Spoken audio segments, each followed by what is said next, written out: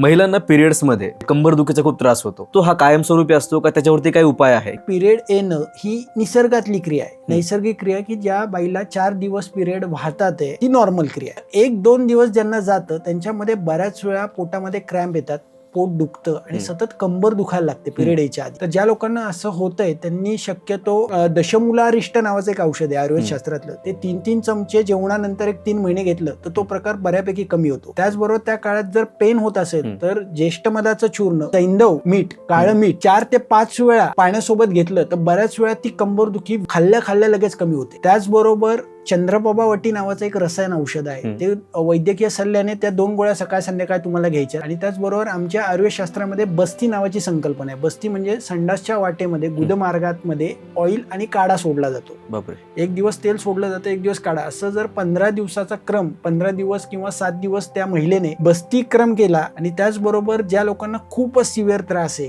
अशा केसेसमध्ये आम्ही उत्तर बस्ती नावाची ट्रीटमेंट देतो. उत्तर बस्ती म्हणजे काय, तर वजाण्याच्या आतमध्ये तेल सोडलं जातं पिरियडच्या 6व्या दिवशी, 7व्या दिवशी आणि 8व्या दिवशी. तर हा जो उत्तर बस्तीमध्ये काही लोकांना तेल सोडलं जातं, काही लोकांना तूप सोडलं जातं, काही लोकांना क्षार तेलाची बस्ती दिले जातात. हे जर प्रकार तिथे तुमच्या घराच्या जवळच्या वैद्यांकडनं तुम्ही केला तर हा पिरियडचा येणारा त्रास कायमस्वरूपी बंद होतो.